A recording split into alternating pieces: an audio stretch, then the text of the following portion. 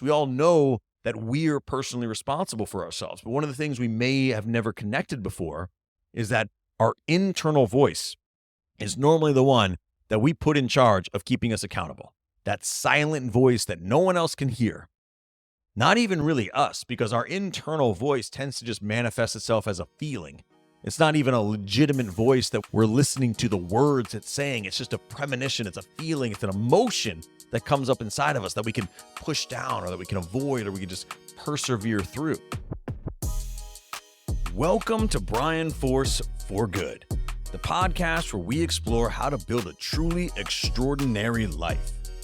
Each episode, we'll explore strategies on how to optimize your business, achieve your personal goals, build deeply meaningful relationships, and live a purpose-driven life. Let's get started. I am going to give you the most wonderful gift that will absolutely change your behavior for the better if you're willing to use it. If you're willing to get a little bit uncomfortable, this fantastic pattern interrupt will change your negative behavior and stop it in its tracks if you're truly motivated to achieve the thing that you want to achieve. Whatever it is in any area of your life, if you have a goal that you're trying to achieve and you need to take consistent action towards that goal, this pattern interrupt will help you create space for that consistent positive action because it will shut down your anti-action, your negative action, what would be the antithesis of that positive action. Shut it down in its tracks. I have been teaching this tool to people for years with phenomenal results. I've used it myself. And in order for it to really work, we have to understand the nature of the things that we want to do consistently, but we haven't conditioned ourselves to make them automatic just yet. And we have to understand what's occupying the space in our life where those habits that we're trying to deeply ingrain and condition into ourselves, where those should end up. I've talked about this a lot, and I think it's worth revisiting just for a moment. One of the reasons that it's so difficult for us to build new habits, to add new habits into our habit stack, is because we have a finite amount of room for habits in our life. And we already have habits. If you're a grown person and you're listening to this podcast, if you're above the age of 5 years old, you already have habits. You just may or may not have built them deliberately. Most of our habits are built through repetition unconsciously. They're just the ways in which we tend to build patterns around how we navigate the world. And they come from a million different places. How we were brought up, how we were raised, our social circles, just our general standing and placement in life. We tend to navigate the world in a certain way based on the resources that we have, the circles that we're involved with, where we live geographically, all kinds of different things. But we do build habits. It's just whether or not we deliberately build habits.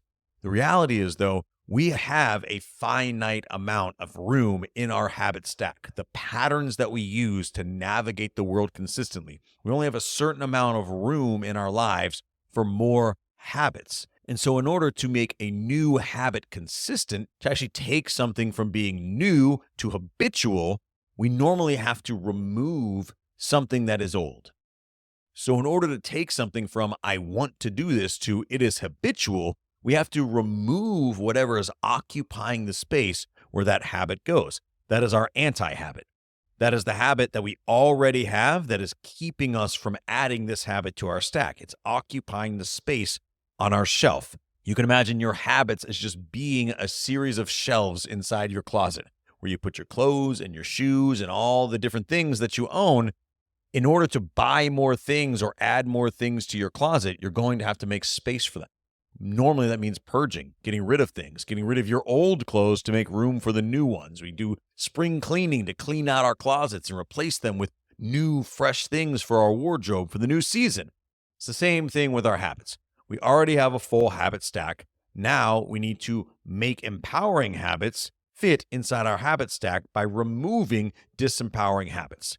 And so that's an important concept to understand before we talk about pattern interrupts and talk about this useful tool that can really help you get rid of those disempowering habits and stop down that behavior in the moment. Understanding that concept is key.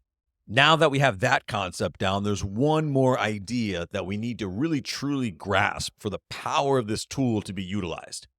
Whenever it comes to breaking down disempowering habits and replacing them with empowering habits, You and you alone are solely responsible for what you put into it and the outcome that you get every single day. You have to understand this.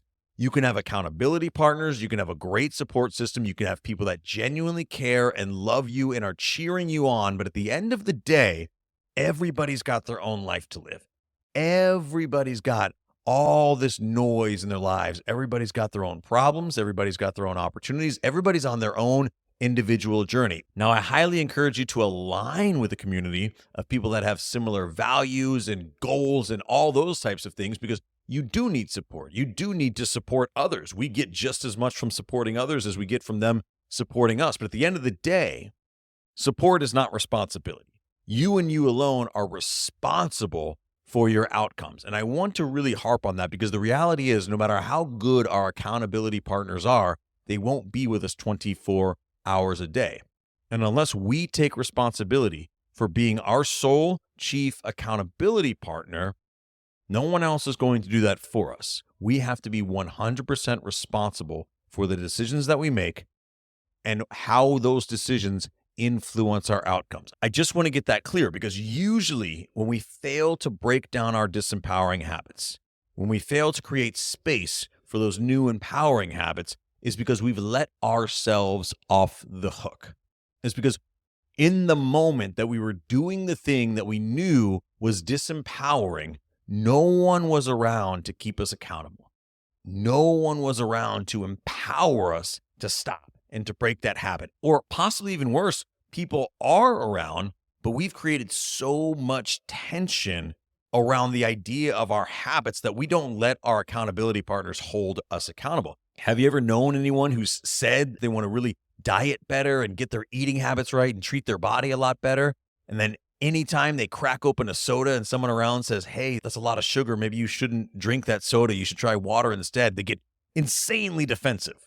They say they want something, but then when someone tries to hold them accountable to the thing that they say they want, they immediately put up this defense wall. They immediately fill the room with tension and negative energy. And then what you're doing is you're training people to not support you. If you're putting up defensive walls around the things that you're saying you need help with, you're encouraging people to give up, essentially. You're encouraging people to shy away from empowering you and supporting you. And so whether or not you do that, either people have their own things that they're responsible for, or people lack the ability to comfortably support one another because that takes courage, that takes bravery, that takes breaking down some of those defense walls that people naturally tend to put up. And so at the end of the day, you and you alone are your chief accountability partner. You have to get that part clear because you're going to be the one utilizing this tool, and it's going to challenge you to expand your comfort zone because it is such a powerful tool that it will stop your behavior in the moment. You have to be willing to utilize the tool. You are going to know the power of this tool instantaneously, but you have to be brave enough to use it. You have to be accountable to yourself that you want to break down whatever the disempowering habit is so you can replace it with the good habit, but you and you alone are in the driver's seat. You have to be willing to push the gas pedal down and utilize this pattern interrupt, utilize this tool. And if you're not willing to be your chief accountability partner, you're going to have trouble implementing this tool. All right, so now that we've got that out of the way, let's get to the meat and potatoes. What is this tool and how do we utilize it in our daily lives? This tool is very simple. It's your voice. I am going to challenge you to utilize your own voice, physical voice, as a tool to break the pattern of your disempowering habits and open up the space for new empowering habits to take their place. You're simply going to utilize your voice to be your own accountability partner.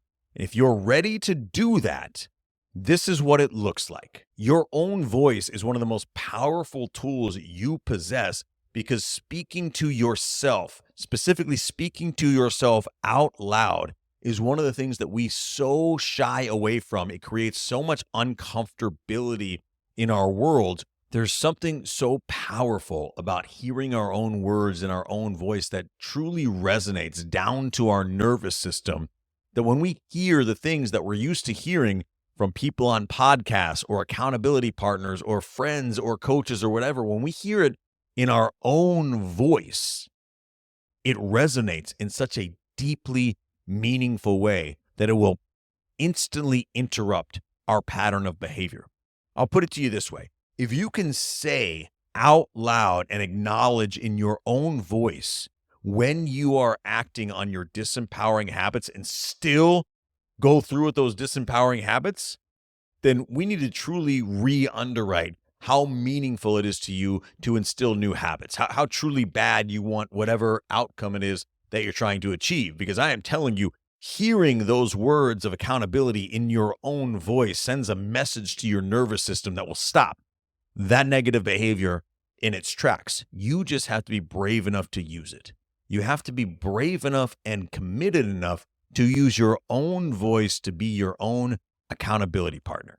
Now, this is going to challenge you to expand your comfort zone, and it's also going to take some time to refine and get really used to and get really comfortable with. So I'm going to use kind of the most standard default example where I think this is really, really effective. We'll talk about eating a more nutritious diet. We all want to have more energy. We want to treat our bodies better. We want to live a long time. We want to avoid getting sick. We want to boost our immune systems. And when we treat our bodies well, when we eat nutritious food, we have more energy. We have more mental clarity. We get more done. What you put into your body is one of the most key indicators of your productivity over the long term, because what you fuel yourself with is ultimately an indication of how you use the vessel that you've been given to navigate this world. So we all want to eat more healthy and really be disciplined around that. But it's one of the most difficult things to be disciplined around. It's one of those things where we really didn't have much of a choice in the habit that we built around our diet and our nutrition our entire lives. We start eating when we're born, and it's really not until maybe we're teenagers on the low side that we actually start to have a little bit more say in what we put into our bodies. We depend on our caregivers, our parents, or whomever is raising us to decide what it is that we eat. But every single one of those meals, everything that we put in our body is organically developing the habit of what we're going to continue to eat. And so unless we grew up in a house that really valued nutritional eating, we may not organically have that habit. We may really have to create space for that habit by breaking the disempowering habit that is all of the standard American diet type of stuff, the carbs, the sugars, all of the things that we put into our bodies that we know by now are probably not good for us, at least not in large quantities and over the long term. And in order for us to eat healthier, we have to remove the unhealthy food that we're eating. We have a finite amount of space in our stomachs. And in order to open up more space for healthier choices, we have to get rid of the space we're using for unhealthy choices. And so the way to utilize this tool is very simple. Imagine this scenario. The next time that you are walking through the grocery store, I want you to imagine what it would be like to say the words out loud to yourself that your most dedicated accountability partner would say to you around the choices that you're making in the food that you're buying at the grocery store. I want you to just think on that for a moment. What would your accountability partner, who you've told, hey, I need you to hold me accountable to making healthier choices. I'm really committed to treating my body better, to eating a healthier diet, to getting back in shape, and I need a support system. I need you to hold me accountable. When you see me doing something that is disempowering and making an unhealthy choice, I need you to hold me accountable and let me know and break me out of that. Don't let me do it. What would your most dedicated accountability partner say out loud to you if they followed you around the grocery store and watched every single one of the choices that you make? When they watched every single one of those boxes go into the cart, what would they say to you? I'm going to invite you to utilize this tool now in the moment, and this is where you're going to expand your comfort zone. The next time that you're at the grocery store, I want you to say out loud in the aisle what your accountability partner would say around the choices that you're making.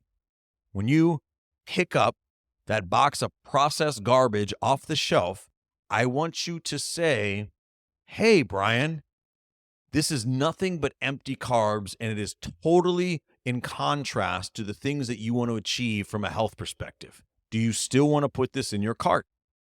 Now, you might feel like you sound like a crazy person in that moment. As I told you, you're going to have to expand your comfort zone in order for this tool to work. But what it's going to do is it's going to externalize your internal voice. Your internal voice is way too easy to shut off. Your internal voice is that feeling of, I know I really shouldn't be doing this, but I earned it. I've had a tough week. I'll start again on Monday. I know that I'm trying to eat better, but these are so good. No one's going to know. That's your internal voice. It's way too easy to shut off the part of your internal monologue that is like, hey, this is like the third week you said you were going to start eating better. It's way too easy to silence that voice. It's almost impossible to silence an external expression of your own voice. Nearly impossible. When you say out loud, when you get the courage, when you get the bravery to utilize this tool and say out loud, this is a disempowering habit. I know that I'm working against myself right now. Immediately, your brain goes, well, then stop. Your brain goes, stop doing that then. If you're truly committed to creating space for this other habit, you just said yourself that you want to make healthier choices. It is deeply rooted down to your nervous system, the power of hearing your own words in your own voice. And so this might be very uncomfortable in the beginning, but that's why it's such a powerful tool. And the nutrition example is probably the most relatable because I think many of us want to make healthier choices, but this is true in any regard. If you have a business that you want to start and you're putting off the difficult things that you know you need to do to get that business off the ground, whatever it is that you're avoiding, take this tool and have the courage to say it out loud. I know that I need to be doing X, Y, and Z today, and I'm choosing not to, and instead I'm going to do whatever. Nutrition is just the easiest example because I think it's the most relatable, and we all kind of want to make healthier choices and all of that. But this tool can be utilized across the entire spectrum of our lives. You have that business that you want to get off the ground, but you're avoiding doing some of the hard things that make you uncomfortable. Utilize this tool. Say out loud what it is that you know you need to do, or what it is that you know you shouldn't be doing that's taking the space of the things that you need to do. Challenge yourself to speak it out loud. Challenge yourself to be your own chief accountability partner, because you and you alone are responsible for that role in your life. We all know this. We all know that we're personally responsible for ourselves. But one of the things we may have never connected before is that our internal voice is normally the one that we put in charge of keeping us accountable. That silent voice that no one else can hear. Not even really us, because our internal voice tends to just manifest itself as a feeling. It's not even a legitimate voice that we're listening to the words it's saying. It's just a premonition. It's a feeling. It's an emotion that comes up inside of us that we can push down or that we can avoid or we can just persevere through. A loud, tangible, external voice, our voice, breaking our pattern is much more powerful. And so even though we know that we have a personal responsibility for our decisions, utilizing this tool takes that responsibility out of your internal voice's hands and puts it in your own words, in your own voice, so you can hear it. And that is a massively powerful tool. I would challenge you in whatever area of your life that you know you're moving further away from the habit that you really want to ingrain. Challenge yourself to utilize this tool. Challenge yourself next time just for fun at the grocery store. See if you pass the test. See if you pass your accountability partner's test with everything that you're putting in your grocery cart. Have the courage to say it out loud. You may be surprised. You may be a lot happier with your choices than you thought you would be. Or you might have some really, really powerful pattern interrupts that stop your behavior in its tracks. And you may end up at the checkout line with a way more nutritious basket of goodies just because you had the courage to be your own accountability partner. Utilize this tool. Let me know how it's going. I'd love for you to drop a comment and let me know the disempowering habits that you're breaking down and how you're going to replace them with new empowering habits. I truly appreciate you listening to this episode. I look forward to talking soon. Thank you for joining me for another episode of Brian Force for Good. If you found this episode valuable, I would truly appreciate it if you subscribe to this podcast and maybe even left me a review. While you're at it, check out brianforce.com and sign up for our weekly newsletter, The Mindful Tycoon. Each week, we provide insights to help you grow your business, achieve financial freedom, and live a life of purpose and fulfillment. Thank you again for listening, and we'll see you next time.